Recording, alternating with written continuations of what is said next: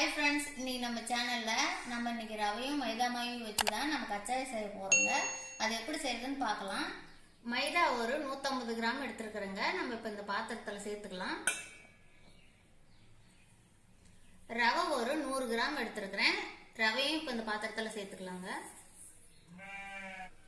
சர்க்கரை ஒரு 100 கிராம் எடுத்துருக்குறேங்க. நம்ம வந்து இனிப்புக்கு தேவையான அளவு தான் சர்க்கரை எடுத்துருக்குறோம்.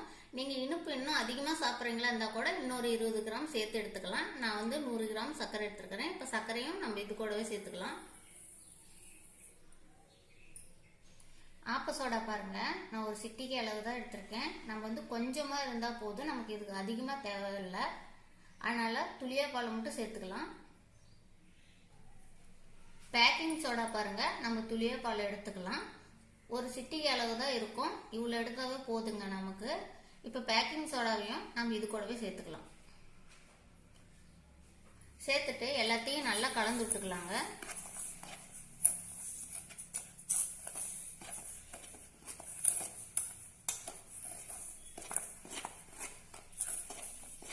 இப்போ தேவையான அளவு தண்ணி சேர்த்துக்கலாங்க. இது கரைக்கிறதுக்கு நம்ம அதிகமாக தண்ணி சேர்த்துடக்கூடாது, கொஞ்சம் கொஞ்சமாக தண்ணி சேர்த்து கரைச்சிக்கலாம்.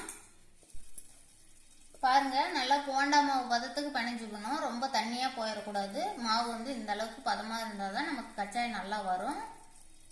இப்போ எண்ணெய் நல்லா காஞ்சிடுச்சுங்க. இப்போ கச்சாயத்துக்கு செய்து வச்சிருந்த மாவு எடுத்து நம்ம போண்டா போல் கைகள்லேயே போட்டு எடுத்துக்கலாங்க. பாருங்கள், நம்ம இப்படி போண்டா போல் போடக்கல நமக்கு கச்சாயம் நல்லா பந்து பந்தாக குண்டு குண்டாக வரும்.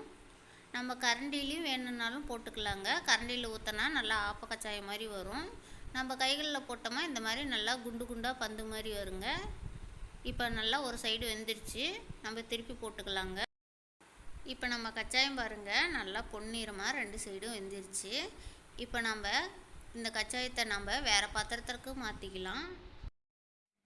இப்போ பாருங்க, நம்ம ரவையும் மைதா மாவையும் வச்சு எவ்வளோ சூப்பரான கச்சாயம் ரெடி பண்ணிட்டோம். இதே போல் நீங்களும் வீட்டில் உள்ள பொருட்களை வச்சு வீட்டில் ரொம்ப ஈஸியாக கச்சாயம் செய்யலாங்க. நீங்களும் இந்த மாதிரி செஞ்சு பாருங்க, ரொம்ப ரொம்ப சூப்பராக இருக்கும். இங்கே பாருங்க, கச்சாயம் எவ்வளோ பொசு பொசுன்னு பந்து மாதிரி நல்லா சாஃப்டாக வெந்திருக்குன்னு. புட்டு காட்டுறோம் பாருங்க, எவ்வளோ சாஃப்டாக உள்ள இருக்குன்னு. நல்லா பஞ்சு மாதிரி வெந்துருச்சு. இதே மாதிரி நீங்களும் செய்து பாருங்க. இந்த வீடியோ பிடிச்சிருந்துச்சுன்னா லைக் பண்ணுங்க, கமெண்ட் பண்ணுங்க, ஷேர் பண்ணுங்க. மறக்காம எங்கள் சேனலுக்கு சப்ஸ்கிரைப் பண்ணுங்க.